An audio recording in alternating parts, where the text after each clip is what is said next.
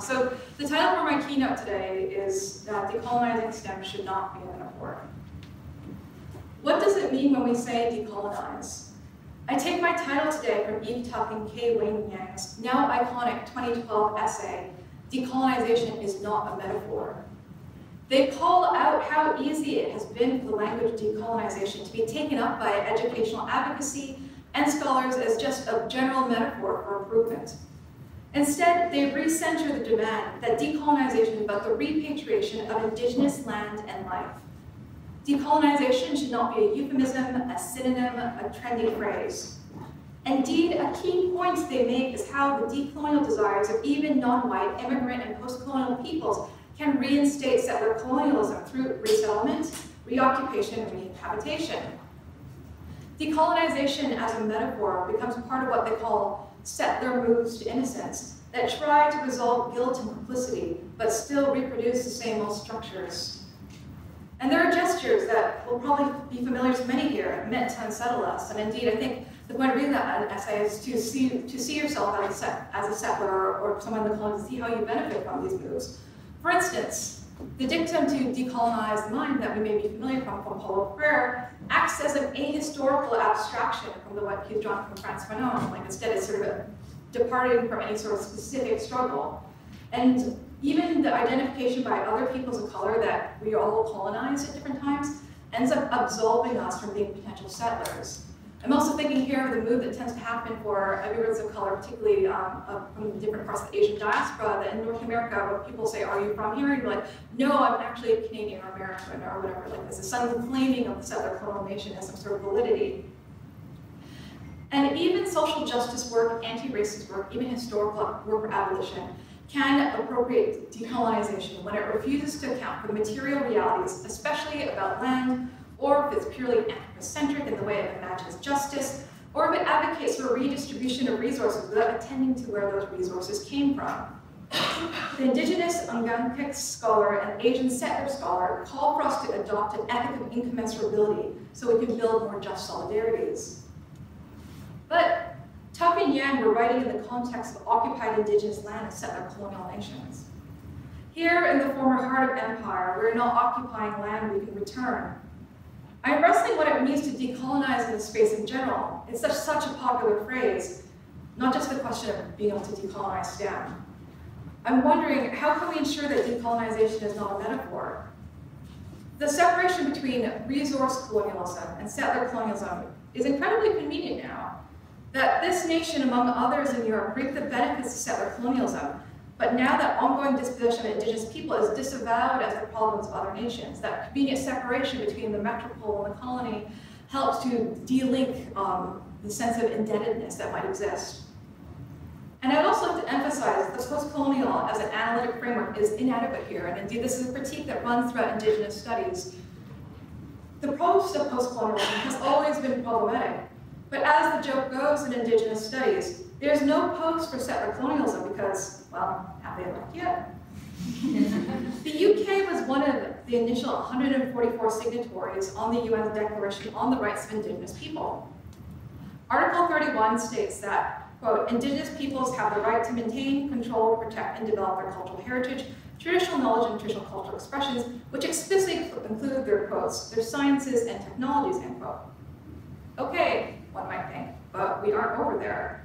We can feel good about giving a thumbs up from a distance without doing much else. And of course, right now, there's much disagreement about how to name those who are not white in this country. We have BME, black people of color. But the term that I've become used to and to turning to, BIPOC, so black, indigenous people of color, don't enter the conversation here. There is no I in any of the usual configurations of talking about non-whiteness in a collective sense. Although work such as Indigenous London by historian Cole Thrush asserts the presence of indigenous people in the metropole from the early modern period. This is one of the books I first read upon moving here because I felt so disconcerted about not being able to think about justice in the same ways. That seemed to be such an absence. But reading this book, I learned that in 1577, an Inuit baby, Nutuk, was put on display in a tavern and died soon after. In 1762, 3 Cherokee diplomats arrived and were huge celebrities covered by multiple London newspapers and even depicted by William Hogarth. In some ways, it can even be easy for us to talk about Indigenous peoples and their rights to sovereignty because we do not perceive the same structural inconvenience to us. Land acknowledgements are now a prevalent practice in higher education in North America, which is also the space that some Indigenous peoples call Turtle Island.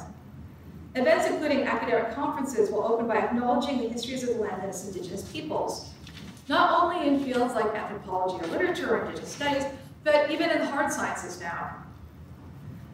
Now, there's been much justified critique about the language that tends to be used. For instance, some people want to say, like, we're guests on the land of the Musqueam people, but you're like, are you really guests or uninvited guests? Guests might be sort of a euphemism here. But also sort of question, like, does just making the statement pay lip service to decolonization? And indeed, one Indigenous activist from around the Toronto area who wrote a statement for Ryerson University regrets helping them in that work. I moved to the UK just last year, and I feel the absence of this practice, conscious, again, that in the metropole I'm separated from the colony. Am I now exempted from the ethical imperative to do a land acknowledgement? I suspect that Tuck and Yang might consider that a settler moved to innocence. But what can our equivalent be? So I've been trying to develop what I do instead. And so I have been trying to acknowledge the way that I am here as a product of what Lisa Lowe has termed the colonial intimacies of 4 continents. The entanglements of Black enslavement, Indigenous genocide, and Asian indentured servitude that constitute modernity. I was born, have lived, and was educated on the occupied ancestral lands of Haudenosaunee, Mi'kmaq, Cayuga, and Musqueam peoples.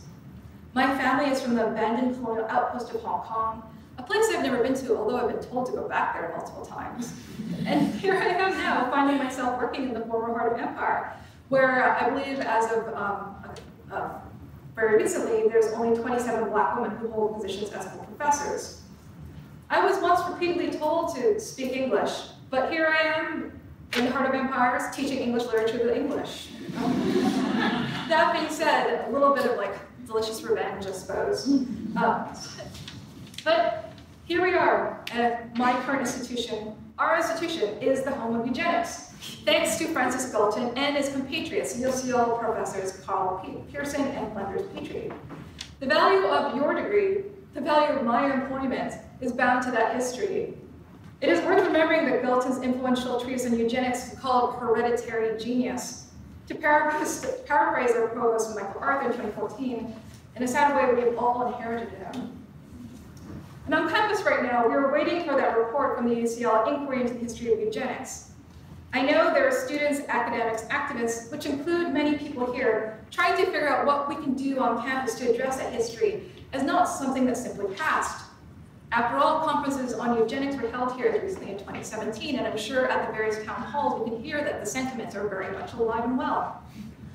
Thankfully, work like Angela Saini's Superior has brought a critical view of eugenics back into the public eye, where otherwise eugenics has been sanitized, naturalized, and integrated into other popular discourses.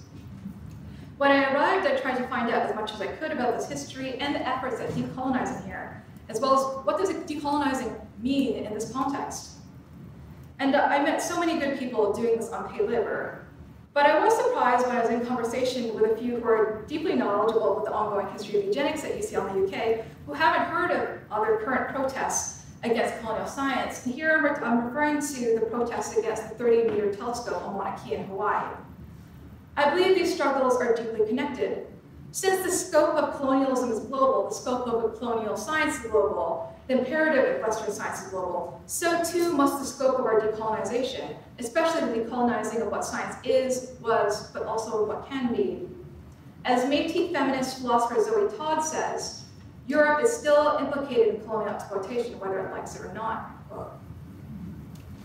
The 30-meter telescope costs $1.4 billion.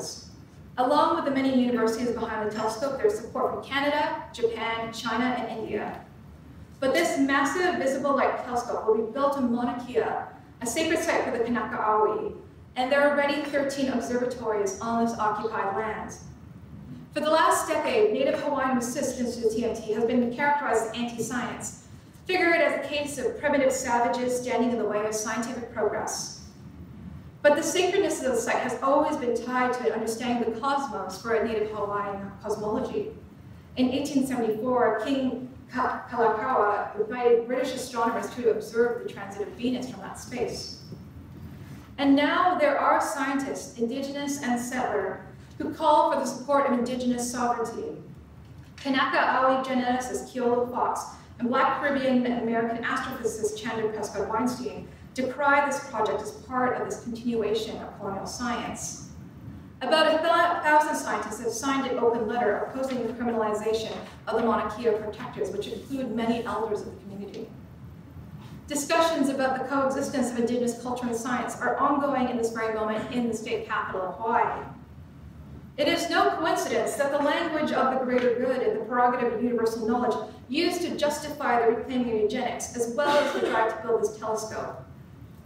Must knowledge be extracted at all costs?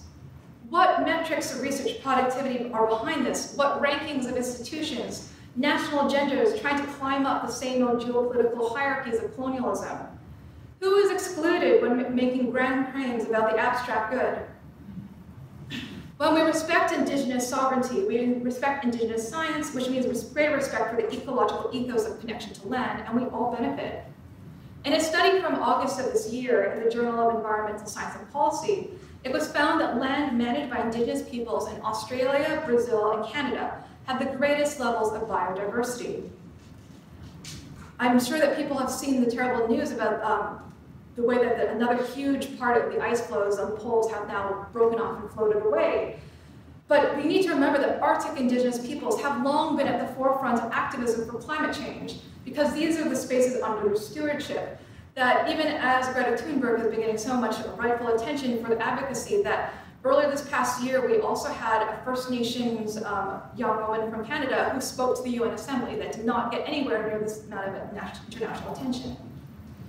However, again, as Zoe Todd notes, it is much easier for Westerners to reckon with a symbolic polar bear as a symbol of the climate change than it is to reckon with histories of Arctic indigenous peoples.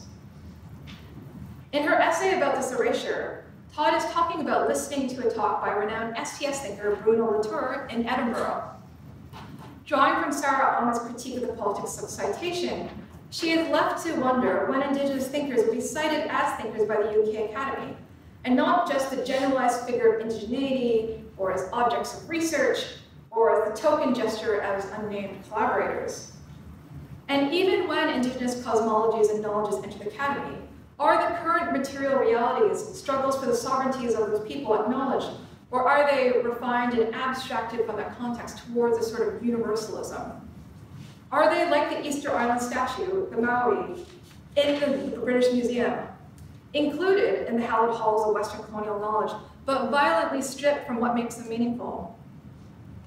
The tentacles of colonial science make convergences, but where the episteme collapses differences, we must live with the commensurabilities. To be in solidarity means the discomfort that we cannot reconcile these problems easily, but also that we cannot succumb to the blur of the divide and conquer tactics of race sciences taxonomies, and the more general logic that if science is good, we should want to be good and to be civilized and to be included in this mission, and not to be whatever it is its savage, evil antithesis. To give an example, I want to turn to my actual research as a 19th century Americanist who works on race and history of science. And think of this sort of as an in-depth longitudinal research study of issues that we've been discussing. After all, the fixation of science on the present, oriented towards a bright future, allows for the conviction that one can readily discard a dark and ugly past. And I say dark deliberately because it's so racialized in terms of the violence that's been done. Thanks to an archival fellowship this summer, I was doing research in Philadelphia, the land of the Lenape people. I decided to check out the American Philosophical Society, which has considerable collections on eugenics, including a handful of Galton's writings. And I thought, what is it the most appropriate thing as someone from UCL to check this out and bring this knowledge back here? So I was squinting at his handwriting and at 1873 letters, and I discerned the words Black and immigrant Chinese, and I was like, what the hell is going on? This is how I learned about his letter to the Times entitled Africa for the Chinese. Here, the comparative, antagonistic thinking of race science is on full display. He wants England to encourage Chinese immigrants to settle the east coast of Africa. Why? Among his disgustingly anti-Black assertions, he claims that, quote, and I'm sorry to repeat this, but just they possess too little intellect, self-reliance, and self-control to make it possible to sustain the burden of any respectable form of civilization, whereas, quote, the Chinaman is a being of another kind, quote, good-tempered, frugal, industrious, saving, commercially inclined, and extraordinarily prolific. He also briefly dismisses the, quote, Hindu and the Arab as other potential settlers. For Galton, colonialism, resource colonialism, and settler colonialism are connected in a proud history of stronger races displacing others, this proud history of white supremacy, and I guess perhaps gesturing towards the possibility of a Chinese supremacy that could be in line with white supremacy.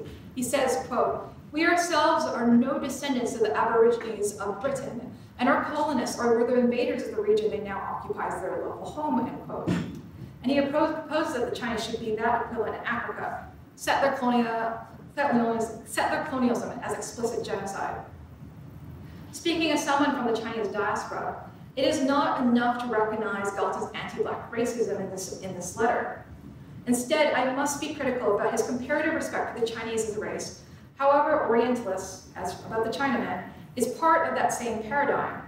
This conditional acceptance should not mean that people like me can become complacent in their complicity in the system when we need abolition and collective liberation. I also thought that bringing this letter into this conversation will be helpful to put into perspective the deeper colonial roots behind the current encroachment of Chinese neo-colonialism in Africa, the positioning of East Asians as model minorities, and the comparatively greater number of Chinese and other Asians in academia and in STEM disciplines who should not accept that the fact they're there means that the box of diversity can be so easily ticked off. Our comparative success cannot mean that the system is actually working. But there are parallel, often suppressed, and intertwined histories of peoples of color and science. My work in Philadelphia and elsewhere seeks to go beyond the necessary but often flattening reminders of the influences of racist science. They use peoples of color, particularly the lives, labors, and even bodies of Black and Indigenous peoples, as the raw materials for further subjugation. I am interested in how peoples of color, as practitioners, have always actively engaged in subverted Western scientific discourses through alternative epistemologies. For the remainder of my talk, I wanted to share how an earlier moment of decolonizing STEM through solidarity manifested itself in early Black American radical thought. So, talking about race. When talking about the biology of human races, philosopher Kwame Appiah sums up the current dominant anti-racist attitude, simply just saying, I think there aren't. While shared histories of oppression and resistance may invite the unearthing of cross-racial ties that include the literally familial, the viability of contemporary coalition building, as outlined by Kwame Ture and Charles B. Hamilton of Black Power, requires a number of pragmatics, clear assessments of self-interest and of the benefits of alliance, concrete objectives for specific goals and societal change, and attention to the need for self-determination. Nonetheless, the divide between the realm of the biologically essentialist and the domain of constructive culture has a certain porousness when it comes to metaphor, particularly in discussions of cross-racial and cross-cultural influences of coalition. Quote, so-called mixed-race children are not the only one with claims to multiple heritage. All of us are inheritors of European, African, Native American, and Asian past, even if we can't exactly trace our bloodlines to the continents, declares historian Robin G. Kelly. Taking up Kelly, Vijay Prashad refers to our, quote, a lot of history, end quote, using the formerly biological category of racial hybridity to describe what he calls the long waves of linkage that tie peoples together in the ways we tend to forget. The legacies of 19th century race science and cross-racial alliances does appear to be figurative, even if it gestures toward the biological. But subversions of biological race science were key to conceptions of Blackness and cross-racial coalition with Indigenous peoples and Asians in the early Black scientific imagination.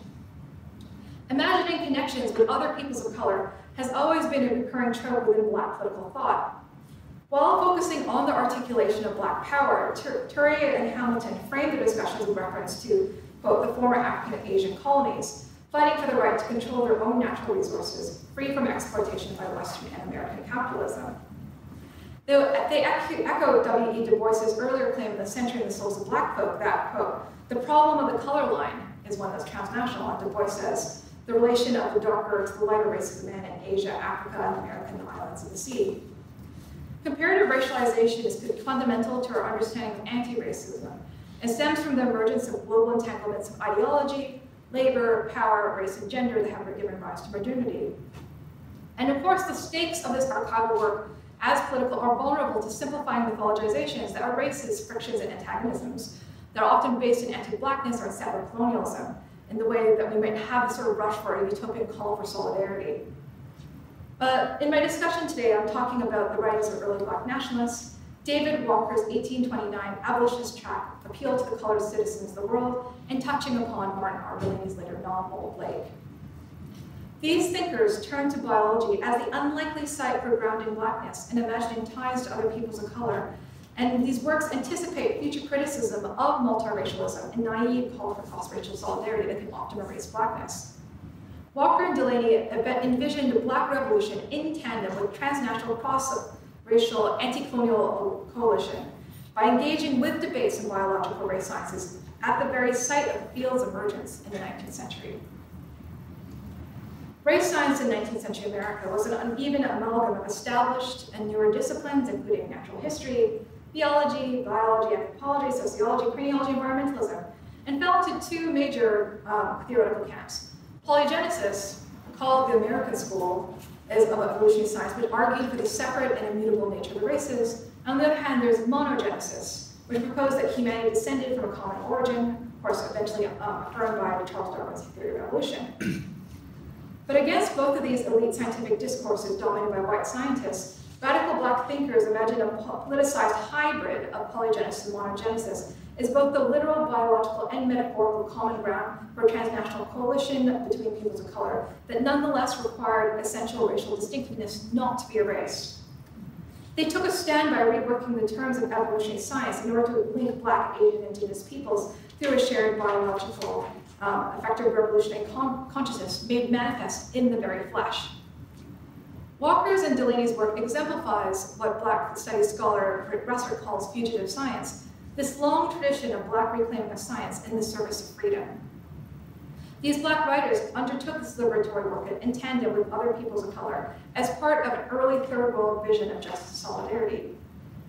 And their attention to the Black intersection with Native and Asian peoples, Walker and Delaney engage as revolutionary participants in the counter-discourse of race science by arguing for both sameness and difference strategically as the deliberate yoking together of Black, quote, colored peoples, end quote, and non-Black peoples of color.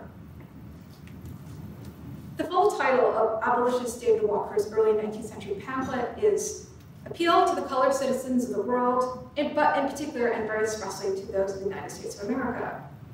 It addresses his prophetic message of violent change against the systems of slavery and white supremacy to a global audience, albeit with a national focus. This ambitious confrontation with real and symbolic borders in both these texts, thematic explorations and material circulation, made the 3 editions of this short pamphlet the bane of enslavers writ large across America, and sparked the beginnings of an early Black and radical ideology. Sterling Stuckey, who's credited with being first to recognize Walker as a Black national thinker, suggests that the appeal presents a conception of the reciprocity of interests of Afro-Asians and peoples of color in the Americas suffering from oppression at the hands of whites, end quote. And it's also worth remembering that, as Stuckey and many other scholars variously explore, racial language was in flux throughout the 19th century, with politically expedient overlaps between terms like, quote, color used to describe groups that we now recognize as Black, Asian, and Indigenous at different times. Although Walker states at the beginning of his 3rd and final edition that he speaks to we, the Blacks or colored people, Stuckey notes that Walker and Delaney, after having concluded his people with colored people more generally as part of the projects of racial self-identification. Thus, even in its title, the appeal's full title captures not only the dynamic between national and transnational, but how Walker deliberately situated Pan-African and African-American communities, albeit his primary focus in it particularly very expressly, among other peoples of color. Although the tract's material circulation was limited to the United States, he extended the speculative horizon of his aspirational address to all peoples of color throughout the world. By declaring such grand global and cross-racial ambitions on his title page, Walker signals the scope of the extensive reputation of Thomas Jefferson, founding father and eventual president's notes on the state of Virginia, that quintessential discussion from the 18th century of the US that heralded the beginnings of American race science. Drawing upon biblical sources as well as classical history, Jefferson contemplates racial differences in culture, physiology, and psychology to form the basis of what, according to Appia, we would call the biological concept of race. The founding father comparatively valorized the indigenous people as endangered, noble savages, while making assumptions about the innate inferiority of enslaved black people. Jefferson justifies the hypocrisy of slavery in America by laying the foundations of biological race science and the debates between polygenesis and monogenesis in the century to come. Quote, "To our reproach, it must be said that through a century and a half we've had under our eyes the race of black and of red men.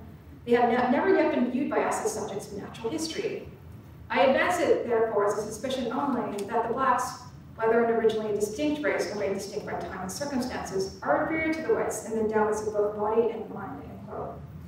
And so we have the way that going to monogenesis is not really getting away from any of the races of polygenesis, it just transposes itself in a new form. And in the appeal, Walker quotes back and refutes each line in this passage, then exclaiming, "It is indeed surprising that a man of such great learning, combined with such excellent natural parts, should speak so of a set of men in chains." Although Walker argues against Jefferson, he also views the proto-Darwinian evolutionary scheme as a racist one, deriding whites who, quote, "after reducing us to the deplorable condition of slaves under their feet, held us up as descended originally from the tribes of monkeys or orangutans," end quote. Walker does not take an outright position between polygenesis and monogenesis. Instead, like his reports against Jefferson, he's writing to demonstrate the tactical balance between a proto-Darwinian monogenic universality and polygenetic differences in order to argue for both the humanity of black people and also for their distinctiveness as a people that cannot be collapsed into universality. Throughout the pamphlet, he calls whites, quote, "our natural enemies," even though he deplores, quote, "how can these enemies but say we are children, we and our children are not of the human family." So the universality of the human family should not come at the cost of racial uniqueness and the political force of claiming whites as natural enemies. Mentions of other peoples of color, the Indigenous and Asians, are few, but tangential references serve to outline the scope of Walker's political vision and redefine comparative racialization within race science. Well, whereas Jefferson unfavorably compares those he calls the, quote, "race of black and of red men," end quote, Walker chooses to reach across that polygenetic racial divide by claiming connections to indigenous peoples that blur the line between the political and the biological. He opens the first of his 4 articles in the appeal by addressing, quote, "his beloved brethren," and notes that whereas the other peoples of the world, quote, "are called men, and so of course ought to be free," and, quote, "black people are not accorded the same respect, much less freedom." And the list of these other people here are, and of them first listed are, quote, "the Indians of North and of South America," who are placed as the literal closest relatives in the human family to his black brethren, and therefore worthy of a similar regard, several level of regard. His Jeremiah draws associations between Israelites enslaved in Egypt and the treatment of blacks in America. In educating his audience, Walker points out that Egyptians, quote, "were Africans or colored people such as we are," end quote, and were a mixture of Ethiopians and the natives of Egypt, about the same as you see the colored people of the United States of the present day.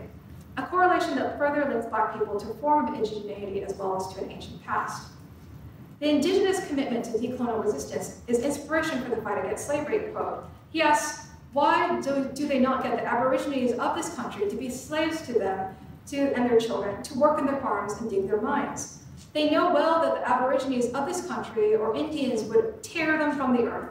The Indians would not rest day or night. They would be up all times of night, cutting their cruel throats. The indigenous peoples provide a precedent for rebellion from within the same occupied space of the Americas.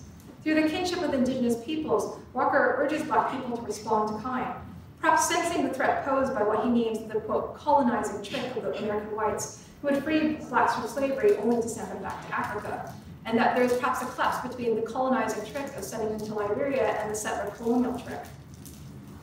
He perceives the potential for coalition with indigenous people and the confluence between indigenous sovereignty and the causes of anti-slavery. Part of the pamphlet's actual distribution in Georgia relied on missionaries who were known for allying themselves with Cherokee, who had protested against the state earlier in 1828. And so it is also more than probable that Walker's audience would have also included the Cherokee, who would read it and perhaps feel themselves hailed by the reading of the first article's first line. my beloved brethren, the Indians of North and of South America, that they too are part of the potential fellow colored citizens of the world. Asians, in comparison, are on the periphery of Jefferson's discussion of natural history. The geographical region receives passing mention in the studies of flora and fauna, and Asian peoples are referenced only in relation to Native Americans and not at all association with Black people. And so Walker's bold declaration of kinship with supposedly the most distant of peoples constitutes a significant intervention into the understanding of Black interracial and transnational relations. As with Indigenous Americans, there's an aspect of shared decolonial resistance resonant with anti-slavery, but the abolitionists also ask, quote, why did they not bring the inhabitants of Asia to be body servants to them? They know they would get their bodies rent from torn from head to foot, end quote. This linking of Asians with Black people goes even further in terms of biological affiliations and complications. In the part where Walker claims Egypt is part of a Black history in the discussion of Exodus, he mentions that, quote, some of them are yellow and others are dark, end quote. A description that evokes the tradition of Afro-Orientalism and Black thought, what critic Bill Mullen calls an image of a monumental African past linked to an ancient Asiatic culture. And these implications become complicated in a passage that has received little critical attention. When Walker says, quote, but some may ask, did not the Blacks of Africa and the mulattoes of Asia go on in the same way as the whites of Europe? I answered, no. And I couldn't help but be caught up by this phrase when I first read it, this phrase, the mulattoes of Asia. Because here I think that Walker is delivering a fascinating observation about the nuances of Black and Asian relationships through a familial lens that captures the material and symbolic in-betweenness of Asians that would cause modern scholars today to ask if yellow were Black and white, or to explore the racial triangulation between these two poles. And here, the use of the term, quote, mulattoes, of course, the term being derived from either mulatto, the derisive theory regarding racial hybridity to mules, or the Arabic mulawid, meaning foreigner. Walker claims a degree of both familial intimacy with and estrangement from Asians in relation to Blacks, and acknowledges their comparative privilege in the racial hierarchy maintained by white supremacy. And again, in terms of the fluidity of terms, mulatto existed as a transnational term for mixed-race peoples, with regional American variations coming to mean anyone of partially Black descent prior to the domination of the one definition of Blackness, Plessy versus Ferguson. But also there's this period where they were seen as a racially distinct group with relative privilege, and also often coincidentally called yellow or high yeller. And yet these mixed-race people are the ones that Jefferson regards as evidence of essential Black inferiority, he says. Improvements of the Blacks in body and mind, in the first instance of their mixture with the whites, has been observed by everyone and proves that their inferiority is not merely the fact of a condition of life, end quote. It is telling that Walker implicitly answers Jefferson by critiquing the possibility of legalized miscegenation, and the fact that, interracial love is not a solution to racism. He points out that a Black woman married to a white woman would become, quote, a double slave to her, and actually would be treated as, and he uses all caps, the N-word. And so this gesture works to preserve the distinctiveness of Blackness and to anticipate the anti-Blackness that will haunt future mixed-race discourse when people say, like, oh, well, we'll all be the same eventually, which is actually sort of a erasure of Blackness. And so despite reaching out to Asians on the basis of shared structural familial commonalities, he also acknowledges the active complicity of Asians in anti-Black oppression when he remarks that, quote, some of Asia, end quote, can be included among the white Christians of American Europe who have treated Blacks poorly by putting them, quote, into wretchedness 10,000 more intolerable, and by telling Black people that, quote, they're inferior race of beings. And so his inclusion of Asians in his rewriting Jefferson's natural history is not a naive utopian gesture, but consciously manipulates race discourses to comment on revolutionary viability, balanced with acknowledgement of Asian anti-Blackness and collusion with white supremacy. The radical abolitionist examination of natives and Asians reformulates and exceeds Jefferson's earlier work in narrative natural history, providing comparative racial points of reference and expanded conception of possible colored citizens.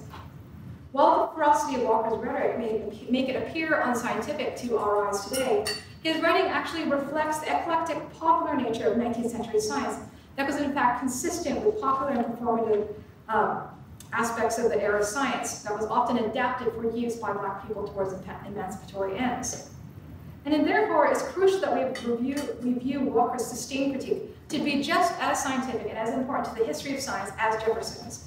For Walker understood that his work as the Black equivalent in as much as science inseparable from politics, he says, quote, We and the world wish to see the charges of Mr. Jefferson refuted by the blacks themselves, end quote, giving new value to the worth of black people as those who are the practitioners, not simply the objects of science. And later, a couple decades later in the century, in this tradition, Martin R. Delaney's writings expand Walker's legacy. Throughout his long career, Delaney delved more deeply into scientific and political schematization of blackness and its cross-racial networks. His more formal engagement with the further institutionalization of race science stemmed from his training. Delaney was one of the first 3 black students to be accepted to Harvard Medical College. However, in the last year of the study, his fellow white students successfully organized to ask to get the black students dismissed without their degrees by the dean. As a medical practitioner, as a researcher, and as an educator who's actively interested in many forms of science, including astrophysics and physics in general, Delaney drew from Western science, but infused it with a radical epistemology of social justice and the drive for Pan-African uplift. This project of radical scientific world-building hoped to achieve its goals by appropriating and subverting both polygenesis and monogenesis, by offering a new model of science predicated on organic relationships between peoples of color, spearheaded by black people, therefore creating an alternative order to remedy an unjust world. In his novel, his only novel, Blake or the Huts of America, which published serially between 1859 and 1862, science must be separated from its oppressive, authoritative institutions and instead realized as a transformative practice of knowledge. In the novel, Blake, the protagonist, travels in the United States, Canada, West Africa, and Cuba, traces out the territory of a new world order, akin to the imagined audience addressed by Walker's appeal, the colored citizens of the world. Blake's travels to communities of color serves to acknowledge the legitimacy of effective connections to land and place.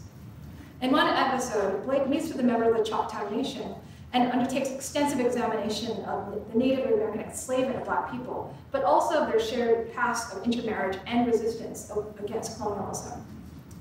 Through his actions, through his travels, Blake functions as a catalyst whose movements enact, but also make visible the transnational web of anti-colonial feeling that redraws the global network of racial injustice, replacing relationships with exploitations with organic responsibilities to one another. But the details of the protagonist's plans for effecting such a total revolution are not revealed, just hinted at. The novel's final chapters are lost to us, and so Blake's revolt remains suspended at the cusp of narrative realization, just after his meeting with revolutionary leaders in Cuba. And so his potential for us remains unrealized, but also unrestrained.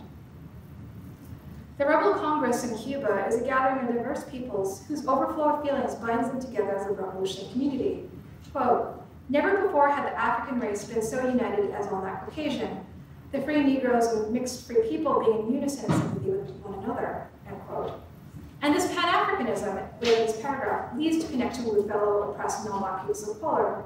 Quote, "There was a general greater tendency to segregation instead of a seeming desire to mingle as formerly among the whites, as the masses of the Negroes, mulattoes, quadroons, Indians, and even Chinamen could be seen together." In this intriguing observation, we can notice a couple of key points. First, the deliberate exclusion of white people in order to emphasize the convergences of peoples of color, followed by a listing of these peoples that suggests a spectrum of radical involvement according to race and perhaps even proximity to whiteness and white privilege. Delaney adds a footnote to his inclusion of Indians, noting, quote, "For many years, the Yucatan Indians taken in war by the Mexicans were sold in Cuba as slaves," a fact that authenticates the indigenous presence of the gathering. With even, quote, "Chinamen," Delaney suggests that the inclusive scope of his vision runs up against the Chinese as uttermost limit. And the conditional even here functions not only to echo Walker's observations on the anti-blackness of Asians, but also to remind Delaney's readers of the Chinese coolies living and working alongside the black enslaved peoples in the Caribbean that would result in mixed-race Afro-black peoples. Emotions run high at this rebel gathering and catalyze these attachments between seemingly disparate individuals. The music that opens the great meeting generates an effect in the crowd which is said to be, quote, "electric," every kind of demonstration indicating the soul's deep sympathy and heartfelt hatred to oppression, end quote. And so throughout the novel, Blake has developed the conditions for this new transnational world order.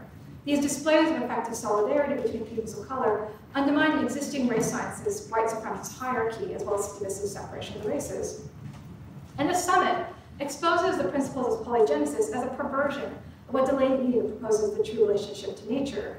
A holistic relationship to the land and all other peoples of color in the world that also shuns the monogenetic arguments implied by Darwin's On the Origin of Species that we published in 1859 during the first half of Blake's serialization. Indeed, later, Delaney sort of dismisses Darwin in another tract.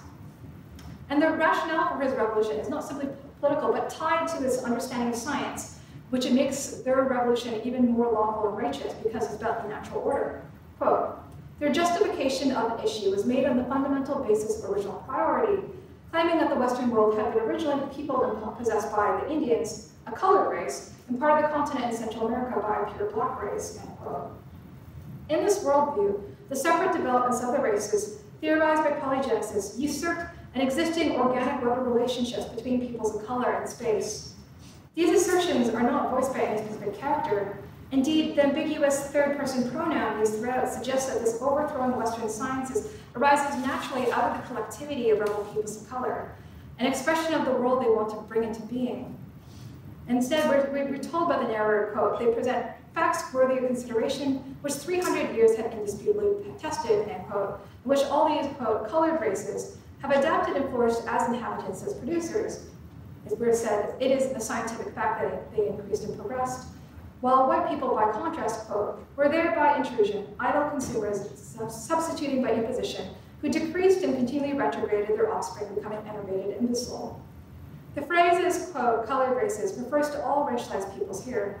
Here, Delaney deliberately cites the race science used to justify the subordination of people of color as laborers, but manipulates its existing rationales to affirm the place of these colored races as rightful citizens and even the leaders of the Americas. And in this passage, the repetition of fact, fact, fact, works to replace other theories of race with a new science of race grounded in bodies, labor, place, and relations. And in this reimagining, whiteness becomes decentered and denaturalized. Critiques of settler colonialism and slavery come together with a parodying of scientific justification of racial inferiority instead turned against whiteness. Current anti-racist thinking is skeptical of both post-racialism and multiculturalism as political solutions, and as the basis for a coalition of substantive social change. Anti-blackness undergirds the moves to transcend race and the aims of multiracialism, as well as what Jared Sexton calls people of color blindness, which also refers to race specificity. And indeed, we might also think the way that it moves to the settler moved to innocence to erase one's settlerhood. To understand race, we must center power in bodies, but not the power of biology. Yet, as we see in a move that appears counterintuitive and pseudoscientific to us now, these early black nationalist thinkers appropriated biological race science to imagine a radical counterpolitics that attempts to account for both universal humanity and racial uniqueness, centering embodied blackness as part of a larger living network metaphor of shared oppressions and heritages. It used the existing logic of comparative racialization to rearrange the white supremacist hierarchy, leveraging decolonial resistance grounded in place, as well as the antipodal construction of Asian alienness to demonstrate their scale and nature relative to blackness. And here the different sense of relative are key to the calculated oscillations in the indexes of affective and familiar political affiliation and estrangement. Walker and Delaney used race science to manipulate these strategic shifts between the blackness of, quote, colored peoples and the range of peoples of color to open up an organic, planetary vision to their emancipatory imagination. But to return to the present, Fox and Prescott Weinstein's joint letter as Indigenous and Black scientists are part then of a long, proud history of solidarity in STEM, through STEM, and also against the dominant and current order of STEM. I was also asked what sort of practical recommendations can I possibly make, and I felt that was a massive task, and so I have to apologize for the necessary inadequacy of the list I'm going to make. But I could say that from the beginning, follow hashtags like Black in STEM, Natives in STEM, and support them, and support the accounts that you see associated with them. Follow Indigenous thinker Kim Tallbear's Indigenous STS program. Check out Chanda's Decolonizing Science reading list, which she began in solidarity with the protest of Mauna Kea. Do not accept superficial changes or shallow inclusion into our institution and our fields.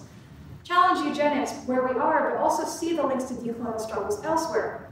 To push to change what principles, knowledges, and peoples are valued, know that faculty, staff, students, and communities must band together to change the conditions of knowledge production and sharing, the metrics of evaluation for who can flourish under the increasing austerity of the neoliberal corporate university, that tries to pit us against each other in a competition for dwindling resources, as if the enemy isn't them, the way that it wants to weaponize the gaining of knowledge at any cost.